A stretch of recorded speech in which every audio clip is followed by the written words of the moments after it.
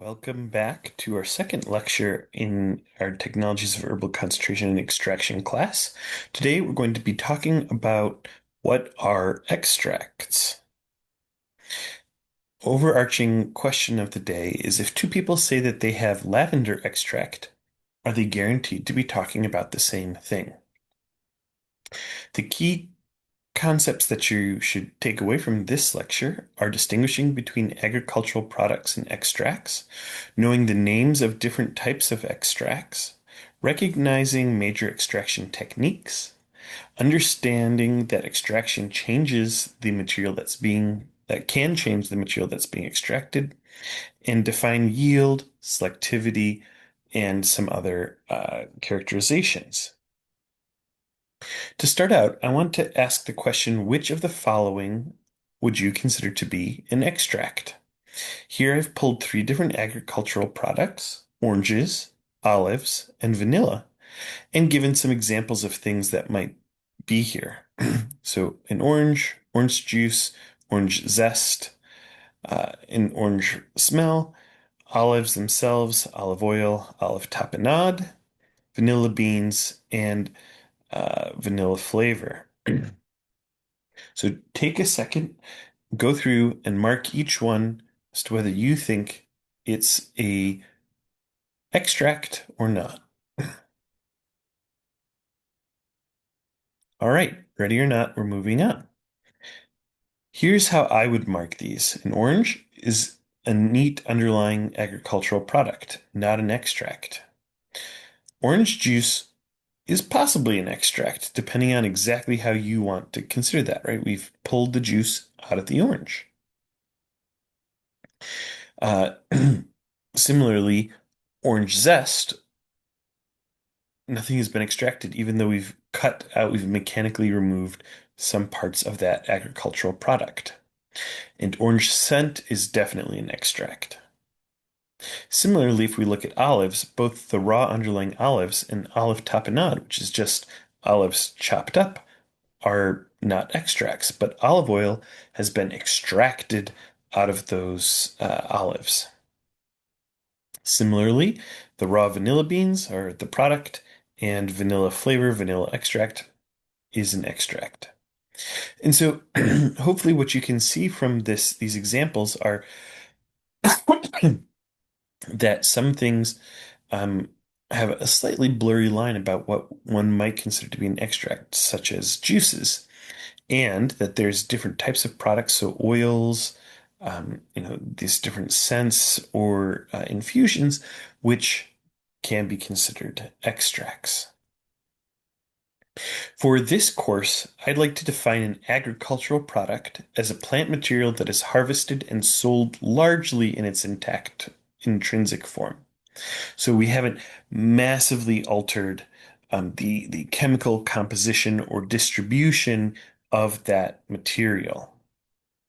An extract is a product which is made by processing the plant material, so this agricultural product up here, to selectively concentrate or recover specific compounds, right? So we're enhancing or increasing the amount uh, of a material or a compound in that extract.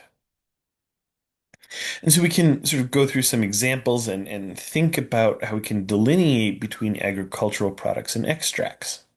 So an agricultural product is sold largely in its native form. An extract is sold as selectively partitioned components, right? So we can think about this as a whole plant or chopped up pieces of plant compared to concentrated compounds, which would make up the extract. So if we're thinking of some additional examples, if we're thinking of orange, right, orange or orange zest or orange slices or orange peel would be an agricultural product versus orange oil, which is the extract. Orange oil being made up mostly of limonene. Same thing, the raw vanilla bean, even though it's only part of the vanilla plant, would be the agricultural product, while vanilla extract is, which is made up of vanillin, is our extract. And we can do this for different uh, types of materials. So, vanilla bean, mint leaves as the agricultural product, whether they're fresh or dry, doesn't matter, right? It's still that same, roughly similar or intact agricultural product. Same thing with cinnamon, whether it's in a stick or a powdered form. It's that same underlying material, just in slightly different forms. And we can see that we can have a wide range of these agricultural products, from fruits and beans to leaves, bark, and rhizomes or roots. Okay, so we can think about different categories of agricultural products and extracts. So I sort of mentioned this slightly on the previous slide, um, where agricultural products can be things like leaves, stem, bark, sap, flowers, fruit, roots, seeds, rhizomes, right? Anything that's that intrinsic part of those plants. Conversely, our extracts are going to be things like oils, sugar, proteins, starches, fibers, enzymes, small molecules, vitamins, resins, these components that we're going to pull out of these agricultural products. For the purpose of this class, we're going to focus on small organic molecules that are primarily used as flavor, fragrance, color, or biological activities rather than as a nutrient. So we're not going to be thinking, or we're focusing on this class in terms of extracting proteins or sugars. These are very important products, but for us, we're going to think more in terms of these flavors and fragrances. Some examples are shown over here. So menthol would give the cooling flavor in mint. Limonene is that citrusy smell. We've got a whole range of other examples. These compounds, these small organic compounds, are a class of material known as secondary metabolites, which are not used for basic growth, but like we said last time, are used more for defense, communication, attraction of pollinators, or some sort of protection. Okay, so now that we have an idea of the molecules and the concepts of materials that we're going to talk about in this class, I want to talk about how we can categorize these extracts. And so this is a preliminary list. It's not totally perfect, but these are the categories that we're going to think about. So we can think about essential oils, hydrosols, infusions, tinctures, absolutes, oleoresins, resins, rosins, fixed oils, and gland concentrates. We can categorize these materials or these names into many different ways to partition them. So let's first talk about the more essential or original sort of ways that people have classified them. So this could be in terms of production method, where we would consider something that is distilled or undergoes a phase change, vaporizes and then recondenses, as an essential oil or hydrosol. Don't worry about exactly what these mean. We're going to talk about them in detail shortly. We can talk about solvent extractions. So these are things like infusions, tinctures, absolutes, oleoresins. We can think about plant exudates. So this would be resins and rosins. And then pressed products, which would be things like fixed oils.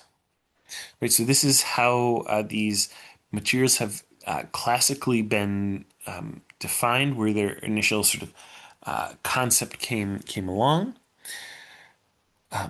But we can, secondarily think about these structures or classifications of these names in terms of the physical form or the properties. So we can think about them in terms of oils, where we would categorize things like essential oils, fixed oils, and absolutes in this oils category.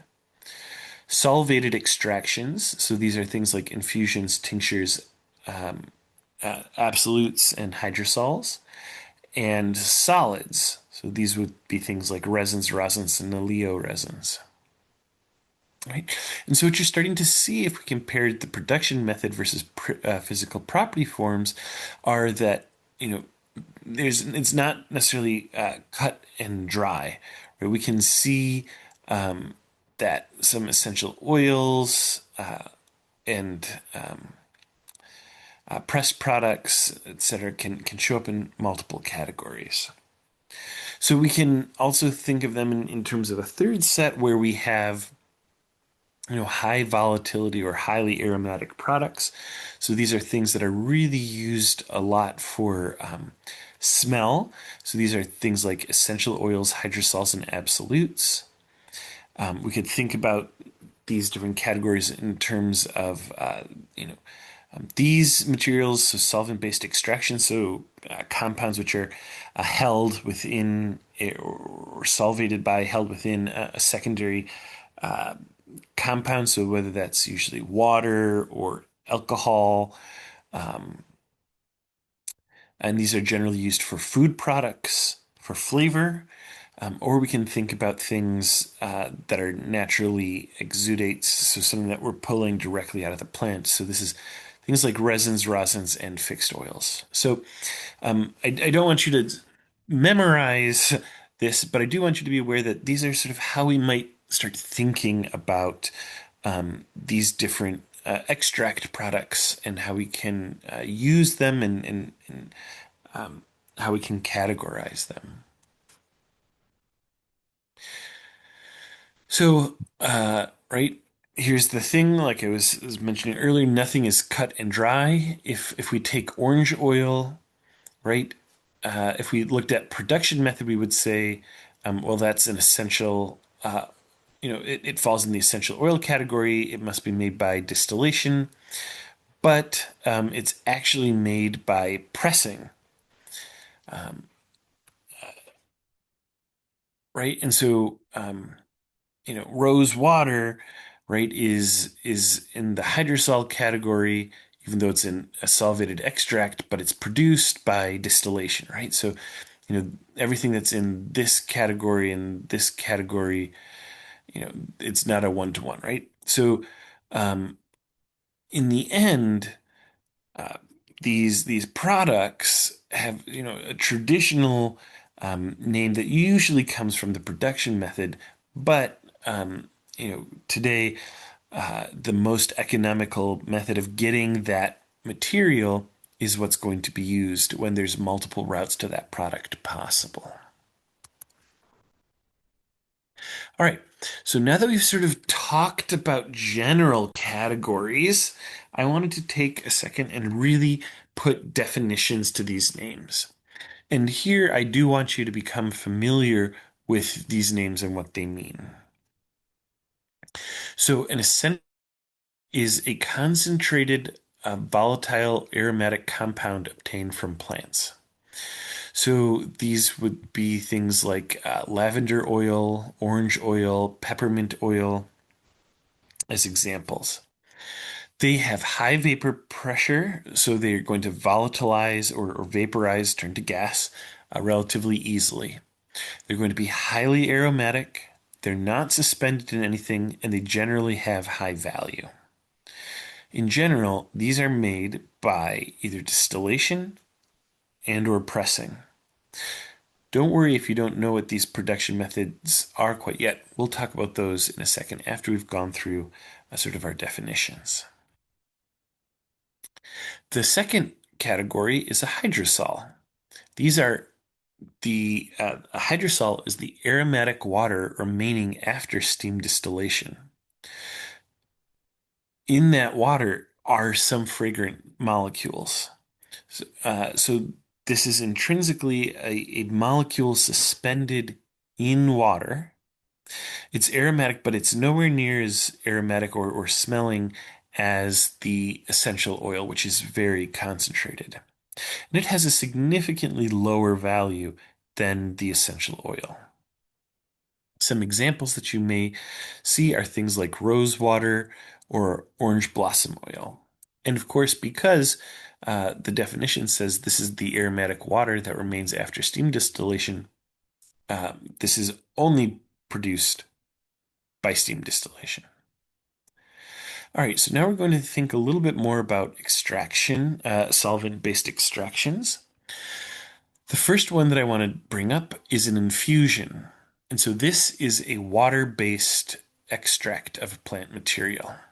So the flavors, those small molecules are produced by taking the material, putting it in water, and letting the compounds leave the underlying material. So these are suspended, the compounds are suspended in water, mildly aromatic and lower value in general compared to the other sets. So this would actually be like coffee and tea, right? I take coffee or tea, I put it in hot water, and the material that I want, the caffeine and the flavors, leave the coffee beans or tea leaves and move into the water. So this would fall into the solvent extraction category. Similarly, we have tinctures. So this is an alcohol-based extraction of the plant material. What we here we would take, say, vanilla beans, we put it in ethanol, suspended in ethanol, and allow the aromatic compounds to leave. So this is going to generally have be more aromatic than the infusions, but not as full force power as some of the as the essential oils. So we can think about this in terms of vanilla extract, echinacea, tinctures, etc. All right. So an absolute is an organic solvent extract of the plant material where the solvent is later removed. So this case, you take the plant matter, you put it in something like hexane or butane, some sort of highly volatile organic material. You let the compounds of interest um, diffuse out of the plant and into the organic solvent. After it's done, you then drive off the organic, leaving the underlying oil. This is a highly concentrated presentation of the oil and it's no longer suspended because the solvent has been removed. This means it's highly aromatic, just like we saw in terms of distillation. These are generally very high valued products. This method is used generally when the underlying scent or compound of interest would be harmed by distillation. Right, so there's something that would happen that would break down, and so this ends up being used for expensive plants, high-valued plants, and we'll say fragile molecules. So things like jasmine absolute oil, lilac absolute oil. Okay, so how we're produced. So first we undergo a solvent extraction, and then secondarily evaporation of the solvent. Okay, so now for our last solvation-based extraction method is our oleoresins. So these are solvent extracts containing both volatile oils and non-volatile resinous compounds. So this is going to have both a smell, so that's coming from the volatile oils, and it's going to sort of have a stickiness to it because not everything comes is volatilized. So it's going to contain both aromatic and heavier flavor compounds. This is significantly less volatile than essential oils because by nature and definition, it's got non-volatile compounds. This is used mostly in food processing. Um, for example, paprika oleoresins and black pepper oleoresins. This is done through a solvation extraction process as well. Okay, so now we're going to move out of a little bit out of solvent extraction and talk about resins. So resins are sticky plant exudates, so stuff that's coming out of a plant that's produced naturally by those plants. This is produced usually by and or from wounds in the plant matter. So if we make a cut into, say, a pine tree, it exudes this resin, which is different than sap, right? Sap is what's going to contain the sugars. This is actually a different compound, right? That's a wound healing compound. This is going to contain aromas and heavier flavor compounds, so it's going to be strong. It's usually not super volatile. This is not obtained by extraction, right? We're not extracting, we're wounding. The tree produces and pushes outwards this resin, and then we collect the resin.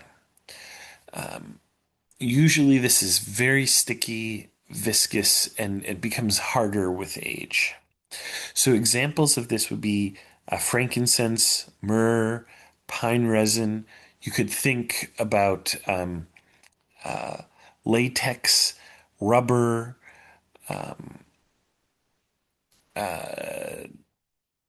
heroin are all these sort of exudates. So a rosin is very similar to a resin. A rosin is solid material which is produced by vaporizing or volatilizing the organic compounds from that plant resin. So we take the resin, we heat it up or let it age, we let all of the organic, we let the volatile organics leave, and we're left with a hard and brittle sort of puck of material that contains the non-aromatic components of the resin. So this tends to be hard and brittle at room temperature. Um, we can think about this as pine resins, or pine rosins and cannabis rosins. Um, we use this, in addition for the smell, for things like adhesives, coatings, and friction modifiers. So this is sort of a combo extraction method where we first get a resin and then we refine it to make the rosin. Okay, so just as a quick, simple comparison, a resin is produced by the plant, a rosin is produced from resin. A resin is sticky, a rosin is hard and brittle. A resin contains volatile compounds, while a rosin has had most of those compounds driven off. Resins are generally highly aromatic versus rosins, which are much less strong smelling. So we can think about resins in terms of frankincense, myrrh, pine resin, um, and then rosins. An example would be pine rosin, violin rosin. So we can think about it taking, um, for example, pine resin. We heat it up. We're left with the underlying rosin, and we get the volatiles are called turpentine. Okay, our last category is going to be fixed oils. So these are non-volatile oils composed primarily of triglycerides. So this is things like olive oil, sunflower oil, rapeseed oil, vegetable oil that you use for cooking.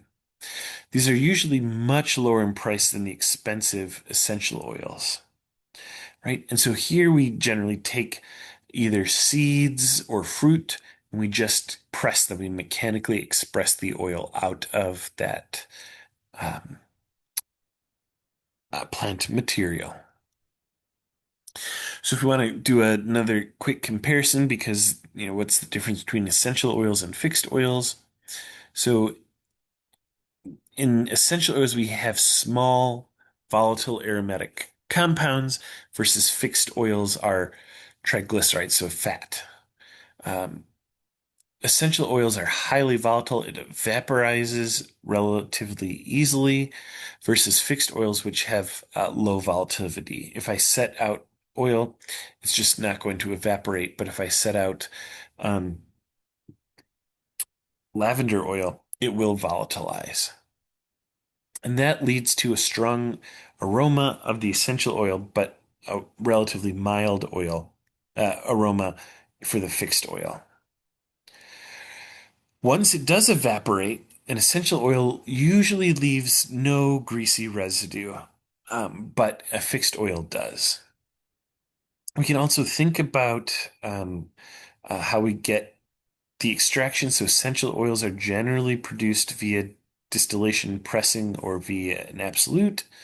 Um, Fixed oils are coming from pressing and solvent extractions. Essential oils function in the plant for signaling, defense, and attraction versus fixed oils are an energy storage mechanism. If we think about examples, right, so this is our lavender oils, peppermint oils, orange oils are essential oils versus olive oils, sunflower oils, etc. are fixed oils. Because they're volatile, essential oils tend to be highly flammable compared to the fixed oils, right? It takes a little bit higher temperature before the fixed oils start burning. Because they're small and volatile, they also tend to be fragile. And so essential oils often have a shorter lifetime than the fixed oils. Okay, now that we have an understanding of different methods of removing, I want to start talking about methods. But before we do, I want to bring up the point and remind everybody that our plants are going to contain many different compounds with different properties and stored in different parts of the plant. Right, so we had our example of vanilla. So here was just a small selection of the different molecules. In essence, what we're going to try to do is decide or design a process in such a way that we get the molecules out of the places that they're stored as effectively as possible. Right? And so these different compounds may have different volatility, so how readily it evaporates, different solubilities in oils, waters, hydrocarbons, etc. They're going to be differently sensitive to heat. Some molecules break down when they're heated, some don't. Some molecules are going to react with water and break down. That breaking down could be valuable or detrimental, right?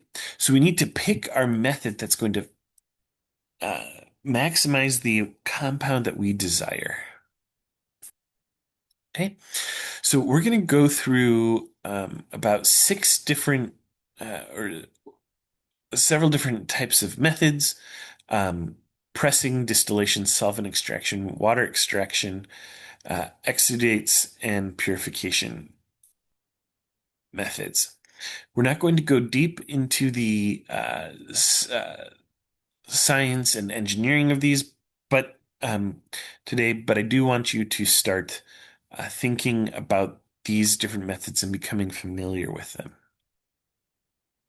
Okay, so pressing is the simplest of the methods. So this can also be called juicing or expressing. First, we take the plant matter. We usually do some sort of preparation step. So this is, cleaning, cutting. Um, Maybe we're separating out, you know, the rind from the flesh of the fruit.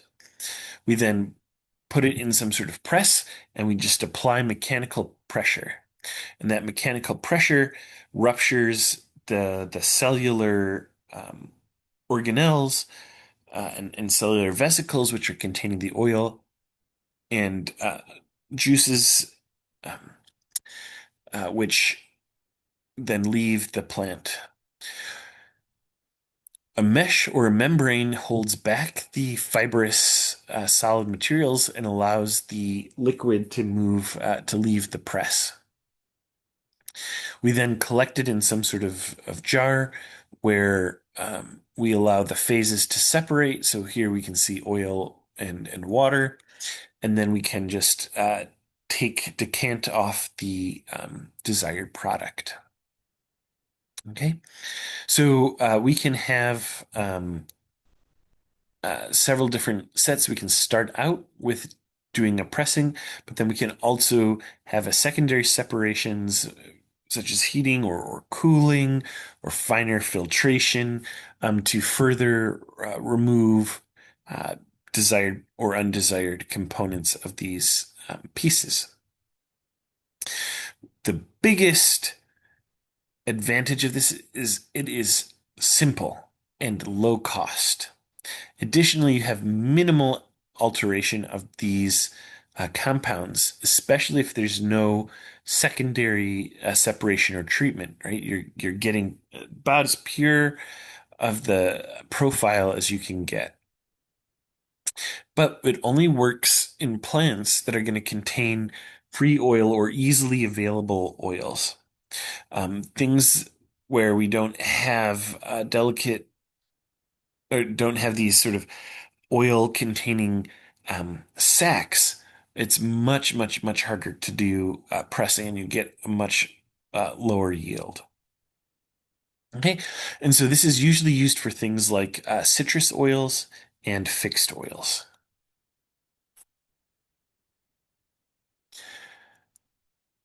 Next, we'll talk about distillation. So this is the most common method for making an essential oil. And it's probably what you think about when we think about separations. So once again, we start by taking our plant matter, preparing it, again, chopping, cleaning. We boil steam, we boil water in our distillation chamber, where the plant material is suspended um, above that water. That water then that steam percolates up through the plant matter, uh, and the heat from that steam vaporizes the essential oil compounds. We move up here, um, and then into our condenser, which is cooled. The water and the essential oil um, turn back into a liquid, which is collected over here, and again allowed due to the hydrophobicity of the oil to separate from the water. And here, when we collect this, we have both an essential oil, so that's that concentrated aromatic compounds, and the hydrosol, which is going to contain water soluble compounds, so it's still going to have a smell. Some of the benefits are that it's solvent free. So there's limited additional purchasing costs. It's good for many aromatic plants. You can have both the essential oil and the hydrosol are soluble products, and it's very well used. Of course, there's limitations with this in that we are heating and undergoing a phase change here. So this can damage some of those compounds in some of the flowers. And so this can alter the chemical spectra. Additionally, this can be energy intensive, right? We have to boil a lot of steam, a lot of water to get these compounds out. Okay, so this is often used for plants that have lots of volatile aromatic compounds, plants that have glandular trichromes. So we'll talk about what these are later. Um, Oil glands and sacs, and so we use this a lot in things like lavender, peppermint, rosemary, etc. Okay, our third major method is solvent extraction. So once this is a process where we're not going to undergo a phase change, but instead we're going to prepare our material, put it in some sort of liquid, allow, and that liquid could be ethanol, hexane, water, etc. And the chemical compounds partition or absorb into the solvent. This is usually done, it can be shaken or stirred or just left sitting while the compounds dissolve out of the plant material into the liquid. After the it's left sitting for however long we'd like, the plant material is separated through filtration, leaving this leaving the solvent. Depending on what you're doing, you can remove the solvent. You can evaporate that solvent and generate an absolute, or you can just take the intrinsic set and make something like a tincture or oleoresin or an infusion. Okay, so this is really useful for materials that are heat sensitive because we're not going to heat the material. This often gives high yields because we can change the solvent. We can preferentially extract some material or compounds and leave others behind.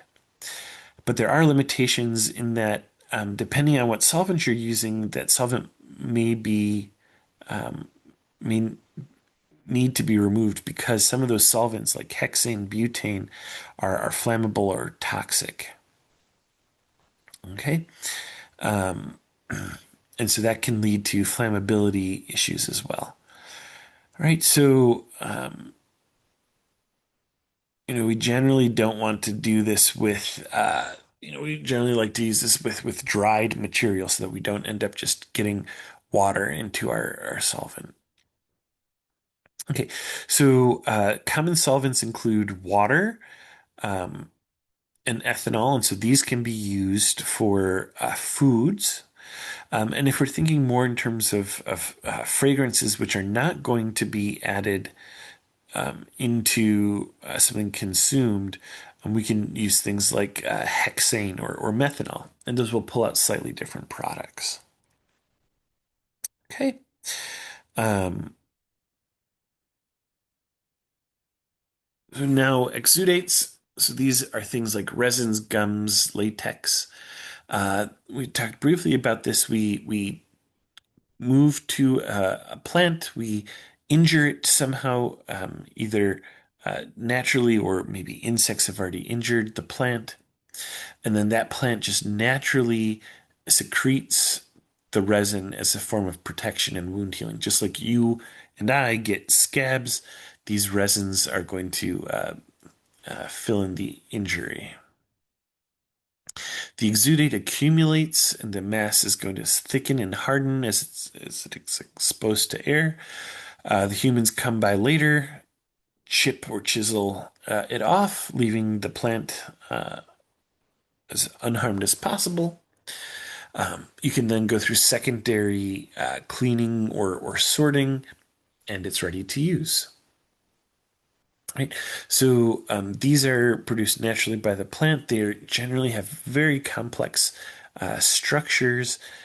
They don't really require additional handling, right? So it's pretty easy, and the sustainability is going to depend on how sustainable that or how responsible that harvesting is.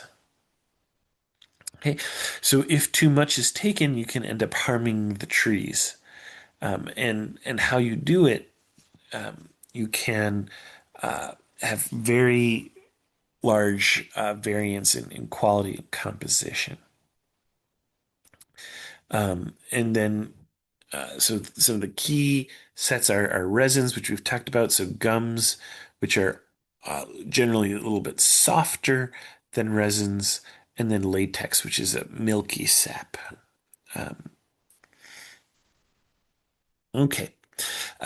Lastly, in terms of processing techniques, I wanted to run through some additional uh, concepts that are usually either additional or variations on these themes. So we can think about these in terms of pre-processing. So this is things like drying, so removing the moisture. This reduces weight, which can be very useful if you're going to ship your product, the agricultural product, because moisture is going to lead to spoilage and just larger weight to ship. And this can be done in things like air drying, where you uh, purposefully blow, either just let it hang in the air or blow air over it. Shade drying, so you do this in either exposed to the sun or not exposed to the sun. And then you can also do oven drying, where you put these materials in an oven at a low temperature to drive off that water. We also have maceration, which is a general category including things like grinding and powdering. This reduces the particle size of your material, which gives a higher surface area to volume ratio. And as we'll talk in later, having more surface area helps um, get the molecules of desire out. And then we have roasting, which can be a pre-processing. So this is the application of heat in order to alter the compounds in the material and or break down the cell structure to help release those oils. So think about things like we also often do this with seeds, think coffee, or something like a cannabis where you want to decarboxylate our material. There are additional alternative primary extractive techniques. So these are usually just versions of the ones we've talked about earlier. Um, so we can use things like ultrasound in solvent-based techniques. So essentially, very, very, very high frequency shaking, which can help burst cells and help the extraction.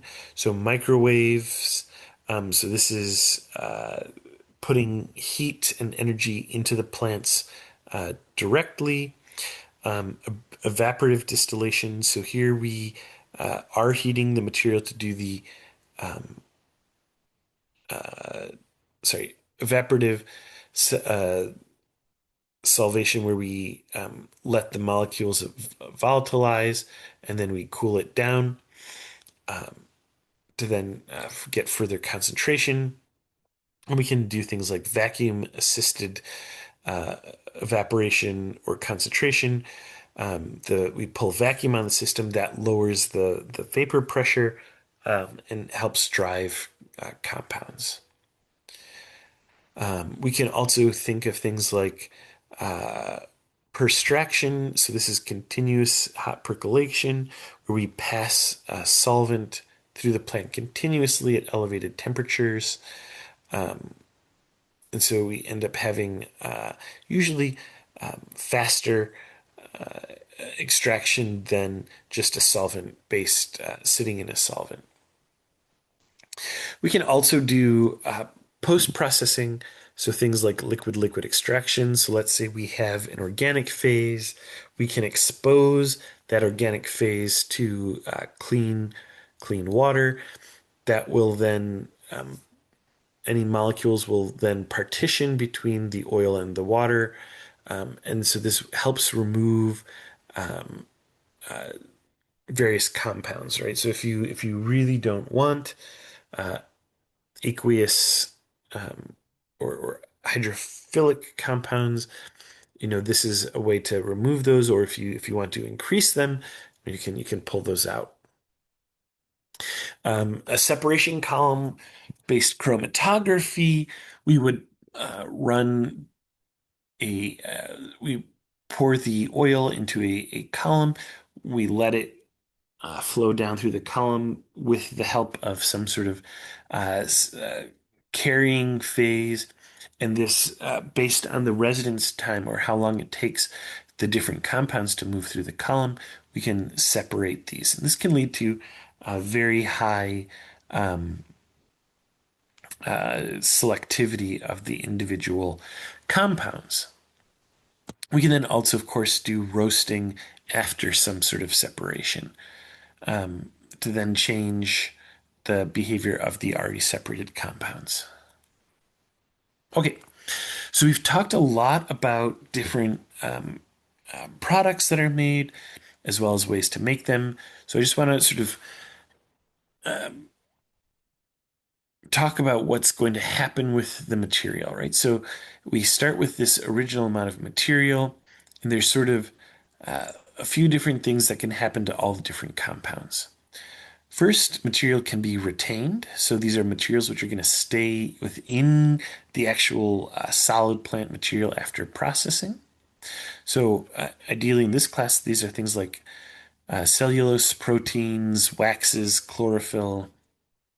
We can have what's extracted, so what's moved from the plant into the collected material that we want. So these are methanol, vanillin, etc. We also are going to lose molecules. The loss is unavoidable. So these are molecules which are either destroyed or evaporated or lost to a solvent that is discarded. So if we're going through a heating step, compounds are going to degrade. Some compounds are not going to fully condense. And so these are lost. And then, of course, we also have compounds, as I was saying, that are altered. So some of these compounds are desired, some are not desired. And these can be oxidized compounds, hydrolyzed compounds, etc. Okay, so the last topic I want to cover today are some means of quantifying how well our separation is done. So we'll talk about fractional composition, yield, selectivity, and quality. So here's our definitions that we're going to use in this class. So our fractional compositions is going to be referred to as X sub A, where A is the compound of interest. And we're going to be dealing a lot with mass fractions. So our fractional composition is the mass of the desired over the mass total. We're going to define yield as how much of the desired compound we have in our final product compared to how much of the compound existed originally in the plant. So notice this is not just how much oil was recovered. This is a fraction, right? How much was recovered versus how much was in the original plant. And so we can either just take that ratio or we can measure how much oil was recovered, multiply it by the mass of the plant times the fraction of the oil in the plant. This is usually the form that we're going to be working with because usually we just know in general what the expected fraction of oil or compound in the plant is, and then we know how much plant went in. We also have selectivity. And we're going to do this again by weight. And this is the mass of the target oil in the final product. So, how much oil did we want to get over the mass of uh, oil of all the oils extracted. Okay, remember there's multiple compounds that are going to come out. Lastly, we have quality, which is less so a strict definition and more is the product usable for the intended purposes. All right, let's go through these four different concepts and consider them. And we'll do an example of extracting vanilla. So let's say that we've purchased vanilla beans from Madagascar, and we go to the lab and we find that a 5 gram sample contains about 1.6 grams of water and 3.3 grams of undesired plant matter, with the remaining being the desired compounds. First, let's find out the fraction of the desired flavor. What is the yield if 100 grams of beans make 1.75 grams of flavor, those flavor compounds after extraction in 2 liters of 35% ethanol? If in that if in that tincture, we find that there's 1.67 grams of vanillin, let's find out what the selectivity is. And then finally, we'll talk about whether this meets the US FDA quality standards for vanilla extract. Okay, so let's first start by determining the fraction of the desired flavor. So we will use the fact that the total mass must be equal to the mass of all the components. So the mass of water plus the mass of plant material plus the mass of oil. If I take this equation and rearrange it, I find that the mass of the oil must be the total mass minus the mass of water minus the mass of the plant matter. With this equation, all I need to do is substitute in these pieces and find that the mass of oil is the 5 grams of a vanilla sample minus the 1.6 grams of water minus the 3.3 grams of plant matter, giving us 0.1 grams of the flavored uh, oil. What you'll notice is this is actually a pretty good amount for vanilla. So the actual amount is quite low. So the compound, the fraction of our vanilla flavor is, of course, our mass of the flavor over the mass total. So that's 0.1 grams over 5 grams or 0.02, which we can express as 2%, right? So about 2% of this mass is what we actually want. So let's look at yield. So what is the yield if we take 100 grams of the beans and we get 1.75 grams of flavor? Right? So our yield is the oil in the final product over the oil in the plant. So, or the oil recovered versus the mass fraction of oil times the mass of the plant. So we know that we recovered 0.75 grams of the flavor. The fraction of oil was 0.02. We multiply that by the 100 grams in the beans. We get our 8.75% oil. Sorry, 87.5% yield. Okay, let's look at the selectivity to vanillin, right? Our selectivity is the mass of the target oil over the mass of the oil in the final product. We said that there was 1.67 grams of vanillin in the 1.75 grams of oil. So this says that our selectivity in the oil for vanillin is 95.4%. Lastly, let's see if this meets our US FDA standards for vanilla extract. If we look up the regulation, the US FDA requires a minimum of 13.35 ounces of vanilla beans per gallon of liquid, and that liquid must be at least 35% alcohol. Right? So we said that we took 100 grams of beans and and we did that in 2 liters of 35% ethanol. So we've met this criteria, the 35% criteria. But let's look at the mass criteria. So we have 100 grams of bean. We know that 1 ounce has 28.3495 grams. So this says that we have essentially 3.5 ounces of bean. Our 2 liters of ethanol correspond to about half a gallon. When I do this out, we find that we have approximately 6.67 ounces of vanilla beans per gallon. This does not meet the quality standards of the US FDA for pure vanilla extract. So even though we have a pretty good fraction of the flavor, we had a high yield, um, and a high fraction of vanillin, it does not meet our quality standards. We can have many different ways to define quality um, that depend on the process, um, but in some cases we have um, distinct regulations which tell us what that quality is. Right? So an extraction is not judged by yield alone or the selectivity alone, right? It is uh, judged by how well it balances the yield, selectivity, quality, cost, safety, and sustainability. All right, that is the end of our content for today. What I want you to think about as we move next is how do we start defining and classifying plants and plant structure?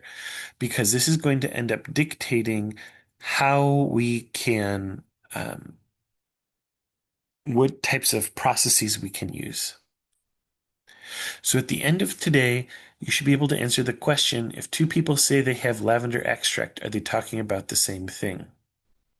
You should be able to distinguish between agricultural products and extracts, know the names of different types of extracts, understand what makes them different, recognize extraction techniques, understand that the extraction can change the material, define yield, selectivity, quality, and fraction, and explain why yields can differ. And then start thinking about how and why plants make molecules and where do plants keep these molecules. This is going to be the end of herbal extraction overview, so our first module. Um, and these are the learning objectives that you should be able to know. All right, I'll see you next time for a discussion of botany.